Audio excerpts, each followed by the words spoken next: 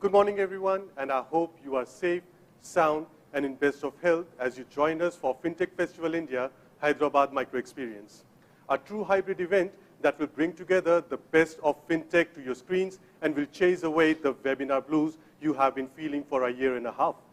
Now, FinTech Festival India, in association with Niti Aayog and backed by Life Insurance Corporation of India as a gold partner, will act as a mega stage for Indian FinTech ecosystem and play a pivotal role in further strengthening the ecosystem and enhancing collaborations. FinTech Festival India will be one big celebration of new ideas, technologies, rich dialogues, and productive engagements, involving the greatest minds from the world of finance and technology.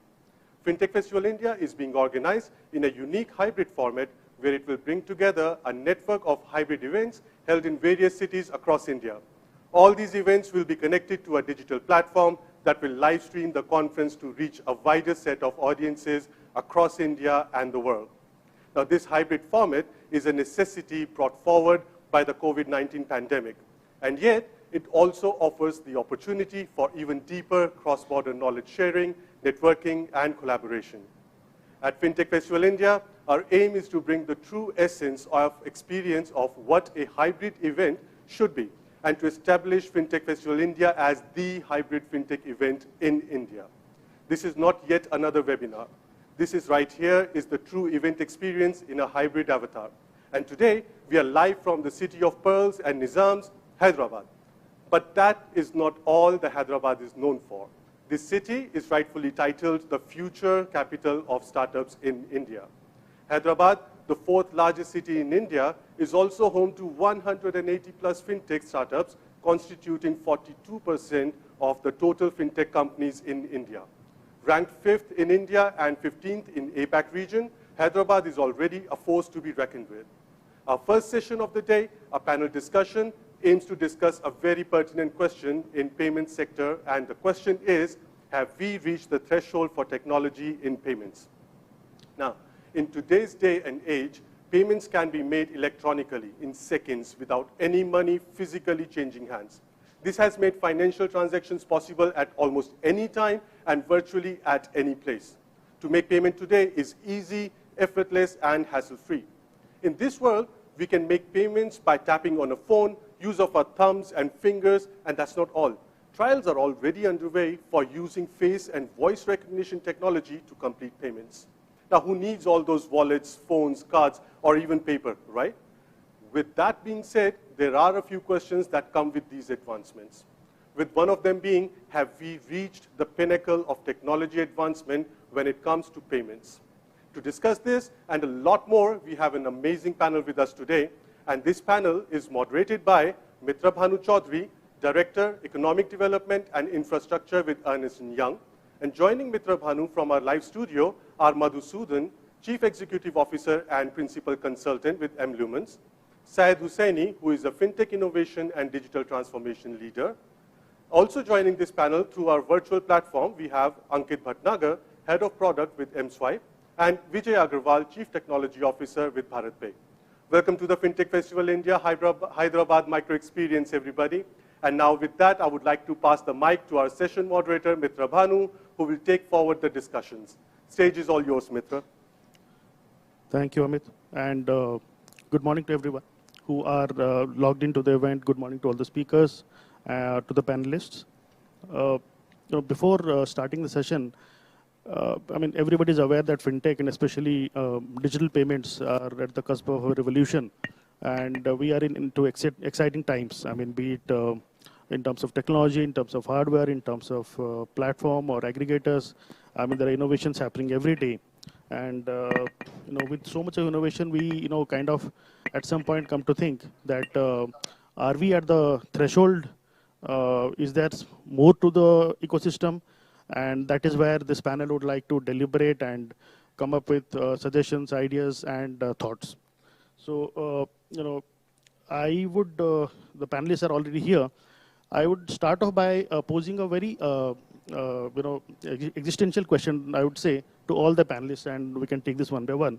So, Madhu, Hussaini, Ankit, Vijay, thank you for joining. My question to you is, what is your view on the existing ecosystem of digital payments? I mean, is this the threshold? Is this the end of innovation? Are we still looking at? Is there further scope? So let us spend a few minutes deliberating and discussing on this, and then we can get into specifics. So over to you, Madhu. Thanks, Mr. Banu. Good morning, everybody, to my fellow speakers, the organizers, and also everybody viewing this online. I think it's a good point that Mr. Banu raised. It's always sometimes important to ask yourself existential questions that can point you in the right direction. So as far as the payments business is concerned in India, we're in a very, very interesting space at this point in time. If you look at the payments business so far, we've had two sets of stakeholders really. One set of stakeholders, on one side, we have the legacy stakeholders like banks, networks, etc., who are offering, we're leveraging technology to offer seamless experiences to their customers as an extension of the cash economy. Now, on the other side, we have the fintech ecosystem who's using technology to replace the cash ecosystem. Now, this is a dichotomy, but it's a good dichotomy to have because this dichotomy fuels innovation. So what happens usually is that the opposite views allow you to foster innovation in different ways. Now, if you look at the payments industry, we've always kind of been a little inward-looking in the sense that we've always considered ourselves as an industry in isolation. But I beg to differ because payments is everything but that.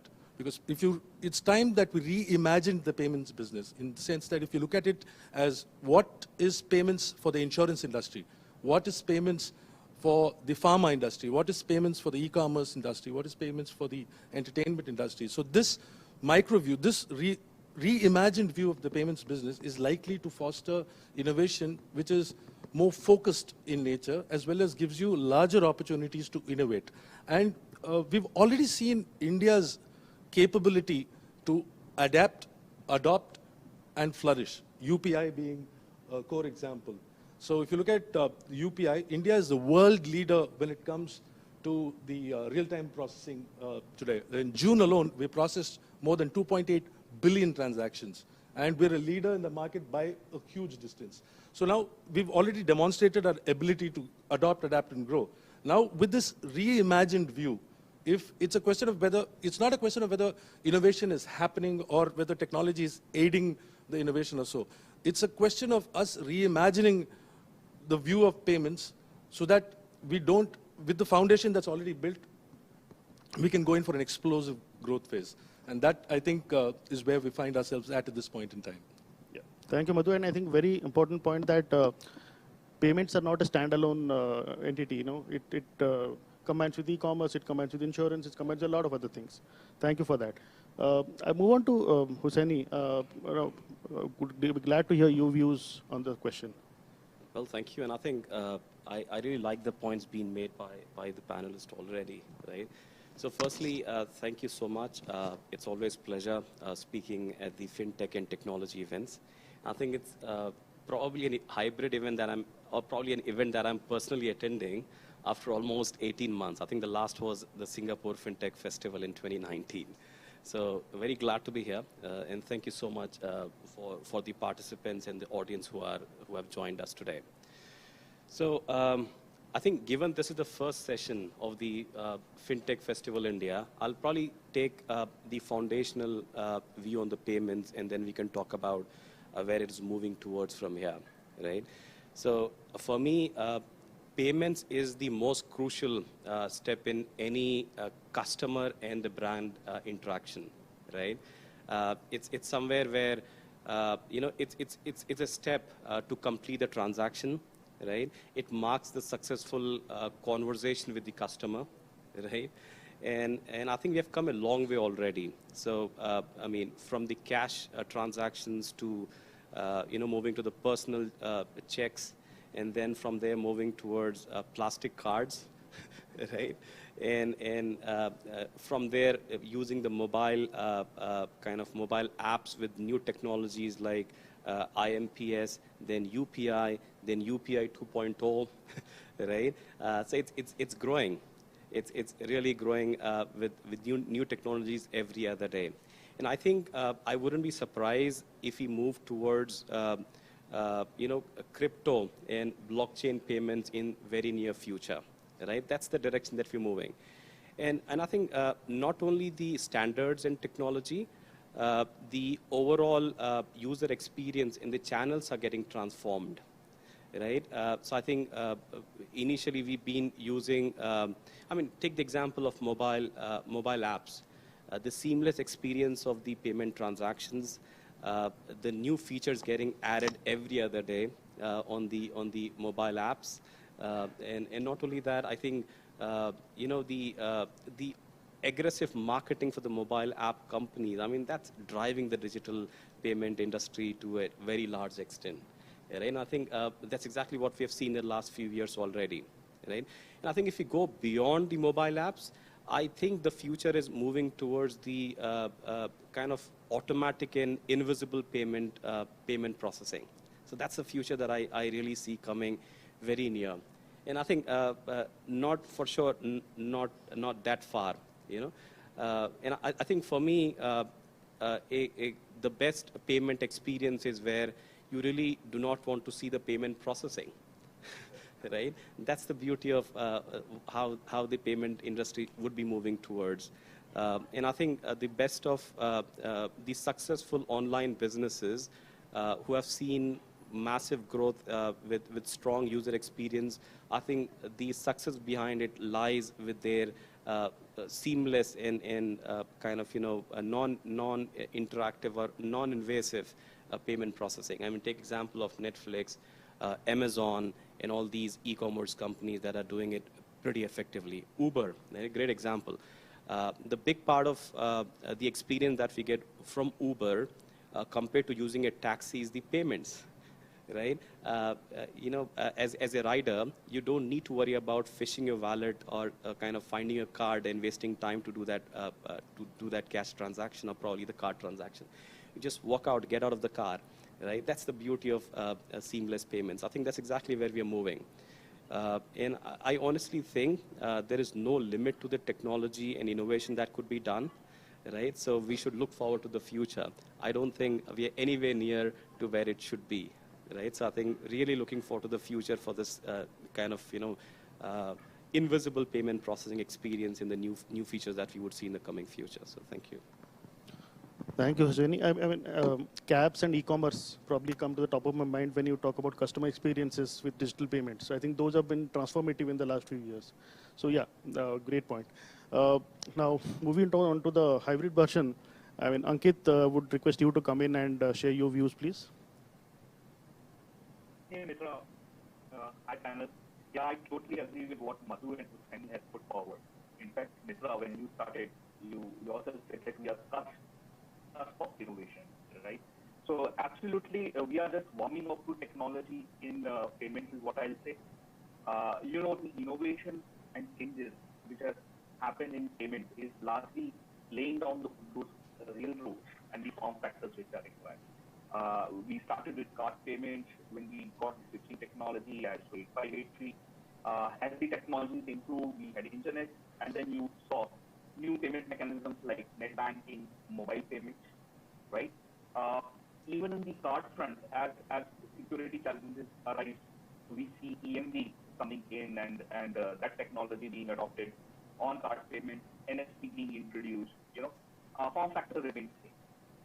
And most of the innovation that we see recently has been around how we take all these form factors together, right? So being an acquirer, the priority for me has been a single instrument which accepts all these form factors, right from card payment, again, in card, be it chip, be it tap, all being accepted through a single platform.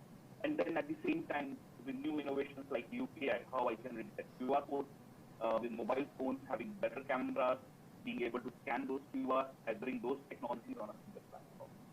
But then you see, as Hussaini mentioned, technology is disrupting our lives in a very different way. Okay, Hussaini told about the Uber example. I gave a simple example like how you consume content today on the OTT platforms, right? So be it Netflix, be it Amazon. Do you really think that these are the platforms where you choose the content that you watch?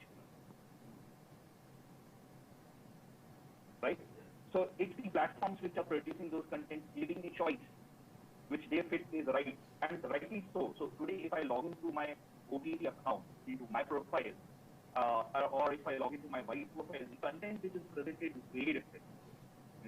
And rightly so, because if I log into my wife's account, I probably won't see any of those contents. Correct? And to a user like this, if you present a payment mechanism on the same platform, which then asks you to push your card account, put your card number, put your OTP, or choose your internet, put your second factor authentication. Do you see this is tenable? So disruption is to come. At the same time, as Hussaini said, that the platforms which today require you to be present. When we started with automation earlier, there was always man behind machine, correct? And today I say that we have time where we have man behind payments. And time is going to come when this man behind payments is going to go away. That's the type of innovation, that's the type of disruption I see technology is going to bring about. And very exciting times waiting for such innovations to come. So it's just a start of what we are going to see. Railroads are in place, but these technologies which are disrupting the way it is disrupting our life is definitely going to disrupt payment, because as you rightly said, payment is not standalone.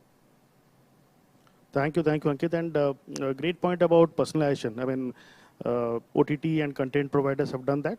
I think it's time that digital payment providers also get onto that bandwagon. I think that may be one of the things going forward. Let us hear from Vijay. Vijay, thank you for joining. What are your views on this? And then we can then start with pointed questions to all the panelists. Thanks, Mitra, for having me on the panel. And I think all the panelists before me have covered a lot of points. What I would share is my view on the entire payments innovation landscape in a nutshell. In my view, the definition of a payment is essentially transfer of money from one party to other. Now I see three important keywords here. First is transfer, the second is money, and the third is the parties involved. And I see innovation happening in all the three fronts here. And a lot of those points have already been touched upon by the panelists. I'd quickly like to summarize all the points here. So first keyword being transfer. So that is where innovation is happening in terms of modes, and we see innovation happening. We mentioned things like seamless payments. We do not want to see the payment being processed. It has to be something like an Uber experience or a Netflix experience. That is the innovation in processing, and it is closely tied to the ultimate question of identity verification, which is who I am. Like ultimately, for any digital transaction, we want to identify who the person is. We want to verify who the person is. Now, straightforward, it is not a very easy question to answer. So we take proxies like, what do I know, or what do I have? What do I know is like password. What do I have is like my mobile phone and the OTP is therein. As the technology enables us get to the core of who I am in an easier way, I think we will get closer and closer to the seamless transactions, payments that we're talking about. That is the innovation happening in terms of processing. Then innovation happening in terms of the money itself, and that is where we're seeing the transition from cash to digital currencies to cryptocurrencies, and I think that is also a whole world in itself with a lot of implications around money management, around national politics and international politics also. So a lot of innovation happening on that front. And the final frontier or the third keyword was the entities involved, and over there also we are seeing changes happening in terms of whether the transacting entities are bank accounts or they are digital wallets, and there are lots of other things that can be done, that are being done on that front also. So in my view, like, we're having lots of innovation around payments, but if you look at these three keywords, I think we can quickly group the innovations together and make a better sense. Thank you, Vijay. Thank you. I think authentication is something that probably will be the another place where there will be a lot of innovation. Probably they can look at your pick and process your payment. I mean, mobile phones do open with that. So thank you, and I think now let's go dig deeper, a bit deeper. And Madhu, my question to you, if you look at the last 5-6 years, there have been two major events. Demonetization being one, and the current pandemic being the second, which has given a lot of fillip to the digital payments and the entire ecosystem per se. And over the last few years, we've seen a lot of players come in, existing players almost becoming unicorns and going for IPOs. So exciting times. But then, what do you think is the market already saturated in terms of players, or is there scope for further players to come in? Are we looking at a series of consolidation? Where are we going in terms of number of players in the ecosystem? I think that's a very important question. I think the answer to that question will probably define the future. So firstly, I'd like to say at least there's one thing that we can thank COVID for. That led to an explosion of this industry. So that's a good thing. So having said that, I'd like to answer this question by taking 2 steps back. So when you look at payments as a business, I really like the way Vijay explained this using a very simple transaction. So I'd like to take my point further based on that. For example, payments is an industry of multiple stakeholders, and it's a business of multiple moving parts, right? So there's obviously there's the acceptance layer, there's the issuance layer, there's the authentication layer, there's the security and fraud prevention layer. So there's multiple companies working on innovative solutions around each of these layers. So each of these can be termed as separate ecosystems in themselves. And like I said earlier, so far what's happened in the payments business is that we've been fairly inward-looking to a large extent. And the reason why I'm saying that is because so far, because of the demand, especially thanks to, like you said, the demonetization and the pandemic, what's happened is there's been a significantly large amount of demand. So payments companies have built a solution and waited for the industry to adopt these solutions. And that wave has still not stopped. The demand is so high that this innovation cycle is taking longer to satiate, if you will. Now, however, when you look at this from another perspective, in the sense that if you look at payments for individual industries, if you look at payments for, it's time for the payments industry to go out and understand the workings of each industry. Now, there's 2 layers to this. There's a consumer angle as well as a commercial angle. Okay, it can be a B2C, a B2B, or a B2B2C layer. So it's time, payments industry has always waited for the market to come and adopt the solutions that we built, in the sense that, I built a solution, now I'll try and find a problem for it. Now I think in this new world, I think it's time for the payments industry to go out and understand the workings of, let's say, the pharma industry, the transport industry, the entertainment industry, all the industries that we've talked about, and create solutions that plug these holes. Now in this view, what happens is, it opens up opportunities to innovate. So when that happens, we're in for a really exciting ride. And consolidation, yes, it is a reality that faces us, that's going to happen, but hopefully consolidation happens in a way that fosters further innovation rather than one buckling into another and therefore the innovation is ended. Hopefully consolidation happens in a way that fosters further innovation cycles, if you will. No, true. And what you also see over the last few years is companies in the digital payment landscape vertically integrating across products, across platforms, for interoperations.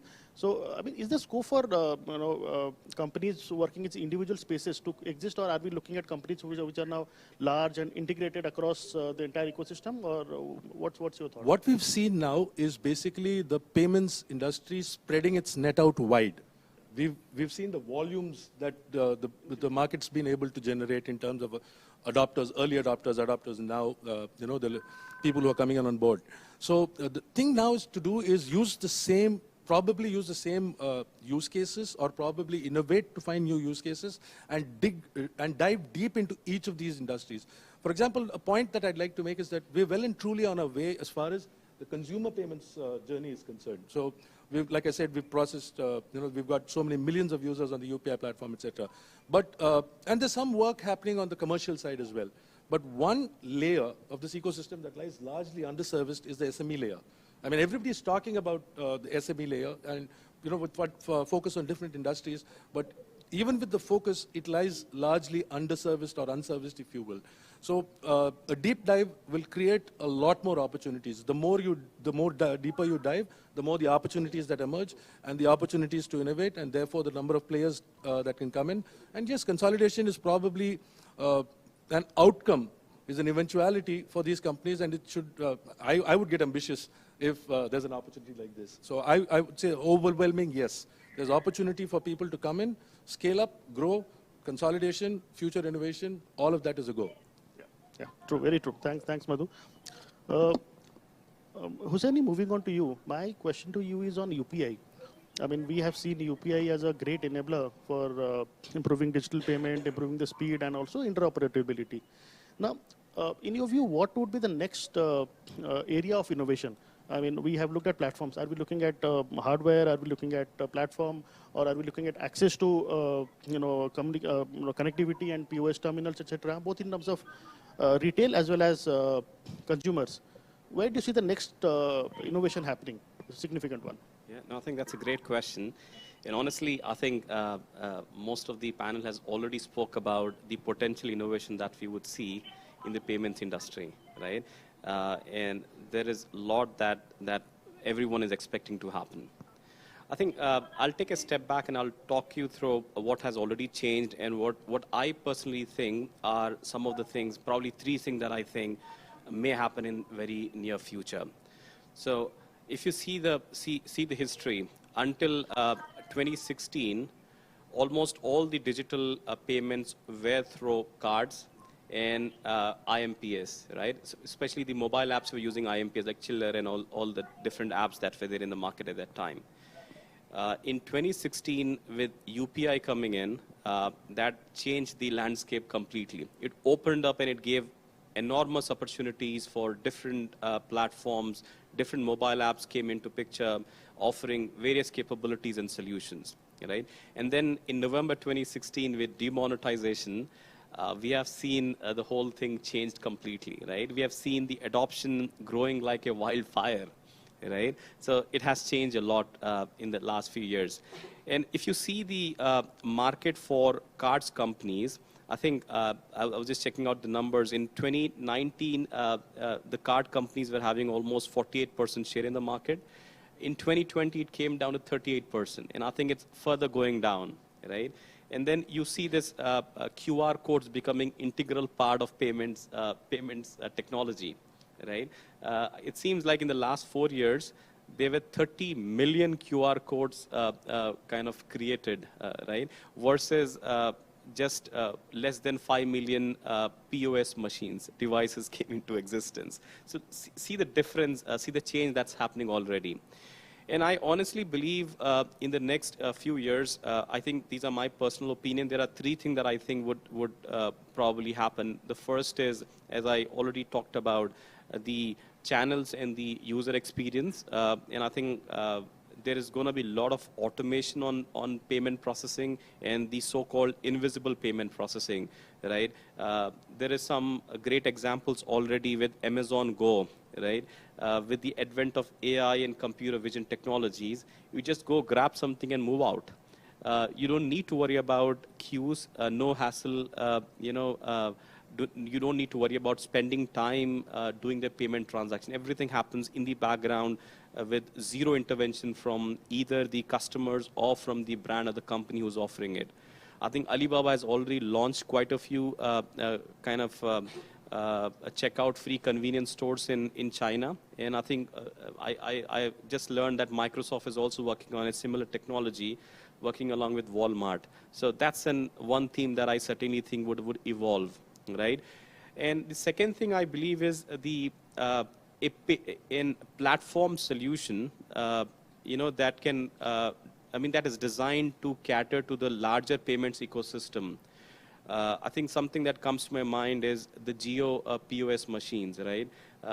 That may really drive the next wave primarily for the Indian market, given our spread of population between urban and rural India, right? I think, that may be one of the things to watch out for. Having that platform solution that is actually designed to cater to the various payment solutions and ecosystem in the market may be may be a breakthrough. I think we have to keep watching that space. And finally, the third space, which I may not want to emphasize that much, but I certainly think crypto and blockchain standards would come into place. We are going to go there for sure. I don't know how long it will take for us to move into that direction, but that's for sure going to happen in next few years, I think. Thank you, Srini. And I think one more slightly tangential question. We have seen UPI being, accepted in a number of countries now. So, is there, in the near future, are we looking at forex transactions also through UPI? Is that a possibility? Are we looking at a revolution in trade and forex? Maybe, right? I think for that, there are quite a few companies working on crypto and blockchain solutions, but why not? I think there may be, honestly. Let's wait and watch the space. Thank you, Srini. Ankit, I'll come over to you. You're part of the industry, and Indians have an inherent love for cash. And so it's very difficult to drive down digital payments to them, especially the SME and the business class, the retailers and traders who we deal with daily. While the penetration has been great, there's still lakhs and lakhs of retailers, small shops, neighborhood stores, etc., which are still outside the ambit of digital payments.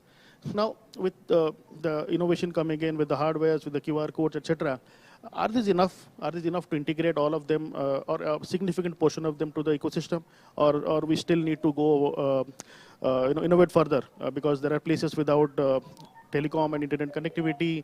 There are challenges on ground. If I need to go to the remotest village, how do I integrate? I mean, in India, are we ready with that, or are we looking at further innovation in that space? So, Mitra, if you see, the innovations largely around cashless has been driven by government push till now in India. If you see P2P payments, RBI coming up with regulations earlier, up to 10 lakh of transactions needs to be through digital medium, cash not accepted. Bringing that limit to further 5 lakhs, now to 2 lakhs. Reserve Bank pushing towards different form factors being introduced, security being implemented to bring that trust which is required for acceptance of digital payment ecosystem, so that cash comes down into the ecosystem. At the same time, huge investments which have been made, GST rebate which was given for digital payments, the investments that are made into the technologies through entities like National Payments Corporation of India. So what I have seen is that there was largely a government agenda till date in cash versus digital. But now we are seeing that change, because of the technology, the experiences that users are now getting in different aspects of their life, be it travel, be it purchase at doorstep, be it purchase at retailer outlet, be it e-commerce, and now users have started driving those experiences in all aspects of their day-to-day life. And that's what is now pushing those innovations in payments technology.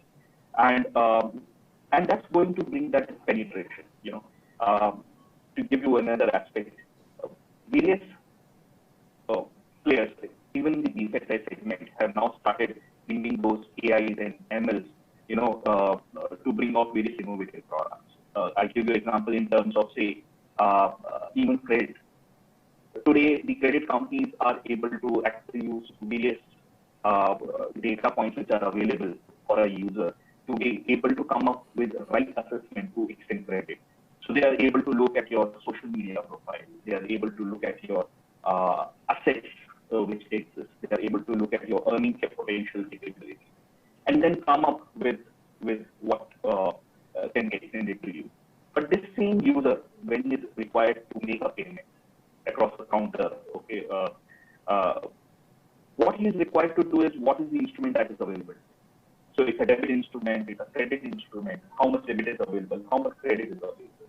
It's still about what he has. And we have to see if the requirement today is why not what I'm worth. If I have to make a high value purchase, I may have some funds in my deposit accounts, FDs at different interest rates. Some may be getting 10% interest, some may be getting 7% interest. I may have different mutual funds, some giving me returns today, some with future potential, right? And technology, why not, can automatically decide what instrument to use at the time of making the payment. How can I consolidate the debits and credits which is available to a customer, and then automatically make a choice for payment for the user. So those are the different use cases I see which are going to drive this penetration and need in future with the type of innovations happening across. And government has done a good job. Those roll rates which were required, the form factors which were required are in place now. And those, as Sunny said, user experience is what is going to drive the next set of innovations. Right, right. Thank you so much, Ankit. Vijay, my question to you is on the role of aggregators now. I mean, where do you see the role of payment aggregators over the next 5 years? I mean, how do you see it changing, evolving? Are we looking at further interoperability when it comes to multiple sectors? It's still consumer centric. Are we looking at more B2B transactions, manufacturing, transportation, trade, etc.? Where do you see aggregators moving forward, going and getting into newer spaces? So the role of aggregators is going to expand greatly. That's my view on things, and I think government also has a very clear agenda of promoting interoperability. Started with UPI, now they're talking of wallet interoperability. There's something the government understands that interoperability is something which is very beneficial to our country and to the payments ecosystem. So that is one thing I think that is surely going to happen and keep happening at a good pace across different modes of payments, across different aggregators and across different channels. Beyond that, I think yes, transactions aggregators role will also go beyond the retail transactions and will focus a lot more on B2B transactions and other entities. So that both the things I think are going to happen and are going to happen at a good pace in near future. Right, right. And also talking about now that the security concerns and privacy concerns are something which every user now takes quite seriously. How are we placed in terms of regulation? If you talk about the regulatory framework, not very invasive, but enough of regulation and security to ensure that the consumer is protected, the businesses are protected. What, in your view, is the current regulatory framework, and does government need to do more or step back? What's your view? So on that front, I think the government has the view so far the regulators have taken is a more nationalistic view, like if I may call it that. The whole thing around payments data being stored in India, I think that's an important thing that should be done. The next logical step, I think, would also to go beyond the nationalistic view and take a more individualistic view. Like how is the data of an individual being treated? I mean, just keeping it in India does not make it safe, right? Who has access to that data? Who all can do what all with that data? How much control does the user have over that data? I think these are all very, very important questions that need to be answered. I think we've taken the first logical step. We just need to go beyond that and reach the level of individual. Right. I think with GDPR, Europe has taken a big step forward. So probably India can take a cue and start framing regulations and rules towards that. So yeah, thank you, Vijay. I think we have had a pretty deep and good discussion on where the sector is and where's the innovation coming from and what are we looking at in the near future. I think we're open to take questions from the audience if we have.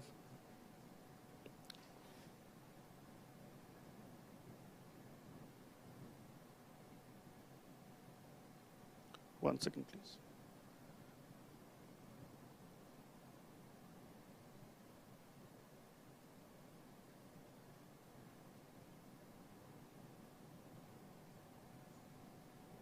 Right. We, I think, have a couple of questions already. So one question, and that's to the panelists. Will crypto be the new mode of payment as it avoids the cross-border payment settlement issues, which are generally seen in traditional modes? So I think I'll ask Ankit and Vijay to take this up, being part of the industry.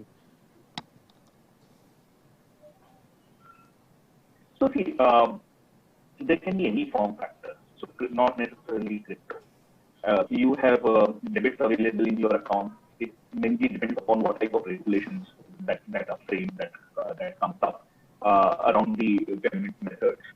If it's suitable, then not necessarily it's crypto. It can be your bank account as well. It can be the credit which is available. Crypto still is a debit instrument.